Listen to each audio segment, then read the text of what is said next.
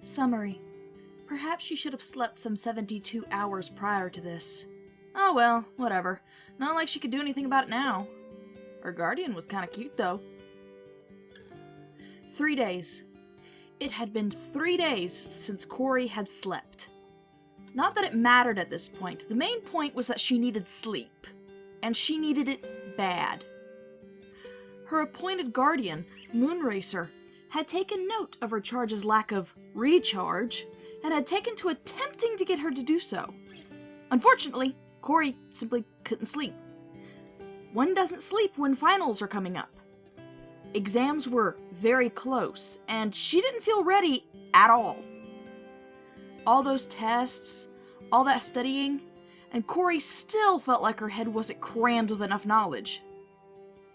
At this point, she was running on pure willpower and caffeine. Oh, and the pack of Red Bulls in her backpack, of course. At the moment, however, she was sitting in class and taking notes on the teacher's lecture. It was no surprise that she zoned out for a moment. Miss DeWitt! The sound of the teen's name being called had her jumping and slamming her legs against the desk.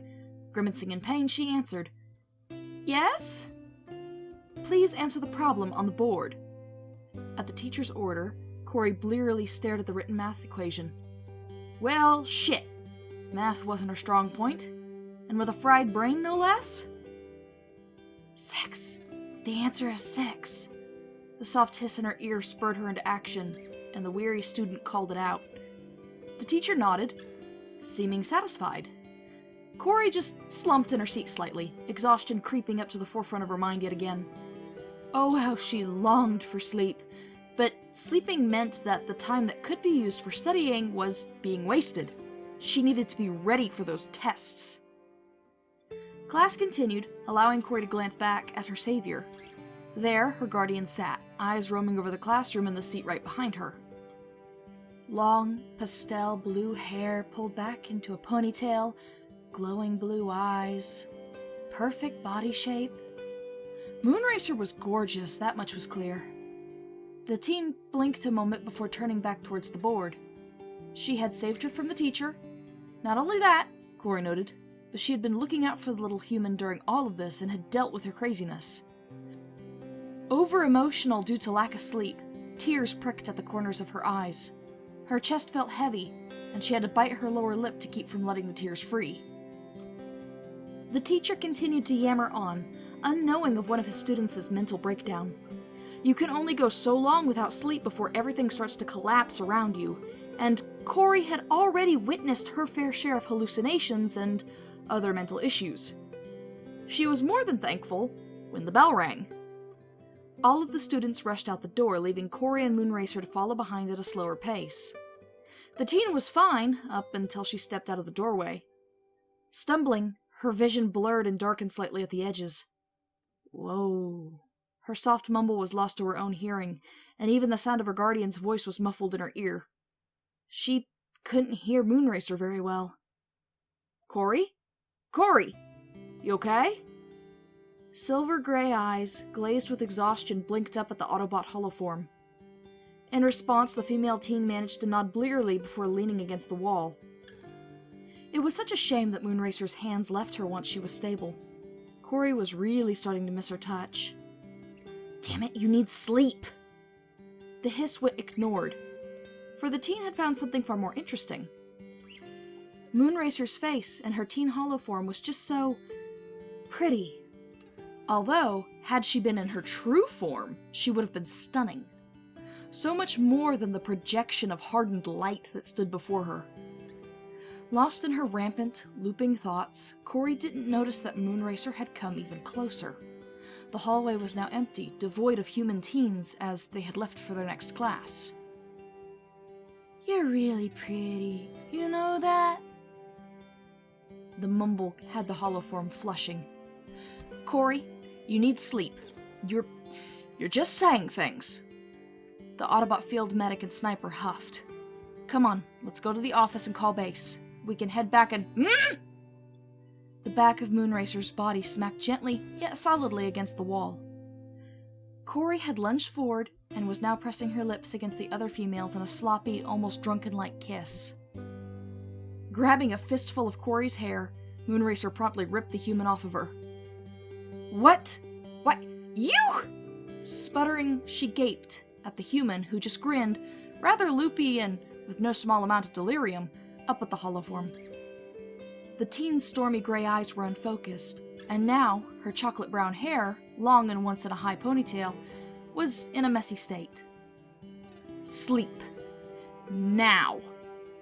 Masking shock with firm sternness and putting aside her thoughts for the moment, Moonracer began dragging the taller human female down the hall. But I don't wanna. I gotta study. Baby. Please. Corey wailed, and the holoform huffed a little at both her whining tone and her new nickname for the Autobot Femma. No. The answer was simple and blunt. The human could do nothing but squirm and protest.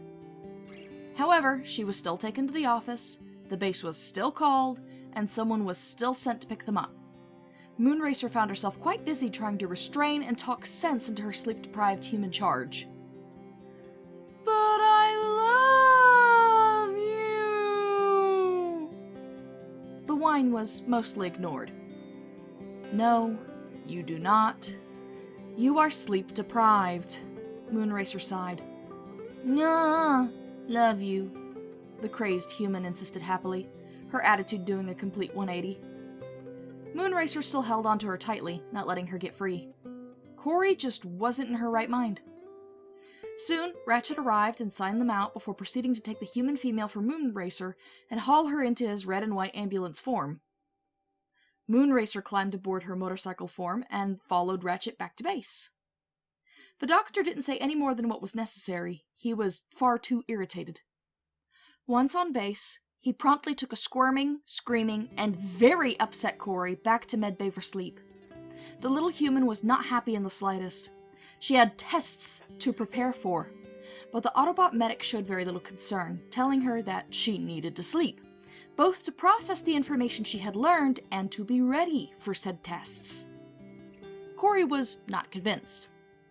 When the two were out of sight, Moonracer dismissed her holoform and transformed to her full height.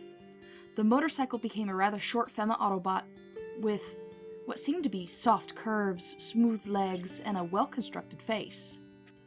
She crossed her slim arms for a moment, watching after her charge in the medic. Then, sighing, lowered her stance and started down the hall. Arms at her sides, hips swaying, she walked slowly and in thought. Now that her charge had been taken care of and everything had calmed down, she found herself in a whirlwind of uncertainty and emotions she didn't understand. It was no surprise that Chromia caught up with her. Hey, wasn't that your charge? Dark blue legs strode alongside her own pastel blue ones. The first Femma nodded, unwilling to speak much to the other Femma. Though Chromia was nice and kind to a point, she tended to have a rather big mouth, and be fiercely hot-headed if you said the wrong thing. Moonracer wasn't sure she wanted this incident spoken of to everyone on base. You know, I'm pretty sure you like your charge more than you let on. The darker blue Femma pressed slightly. I have no idea what you're getting at. Moonracer snorted. I mean, you seem to have a soft spot for her. You care for her more than my mate cares for his. Chromia grinned a little and leaned in, unnerving the other blue Autobot. And I'm pretty sure that Kiss says she likes you more than she should too. The words stilled Moonracer's feet. She gaped at Chromia, somewhere between disbelief and horror, sputtering uselessly for the second time that day. How? When?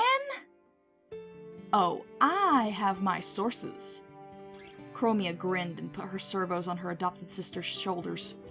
But I think you should think about what you should do next, and maybe give this a shot? After all, the little human seems to care a lot about you. Preposterous! Moonracer scoffed. Ah, now you sound like Ratchet. The usually gruff Autobot laughed. Then she turned, releasing her friend, and began to walk away. In any case, you should think this over carefully and decide what you're going to do next. And keep Corey's feelings in mind, yeah?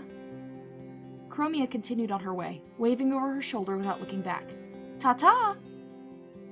The other Femma stood and watched her walk away, thinking for a moment. It wasn't a surprise that Chromia cared for Corey. The human had wormed her way into many sparks on base. I wonder... Quietly, beginning to immerse herself into her own thoughts again, Moonracer headed off once more. What to do next? So many questions, so many possible answers, but which was the right one? Which did she believe? This would take time to answer. And as she walked away, a delicate servo moved up on its own accord and touched her lip components gently. Without her knowing, Moonracer began to smile.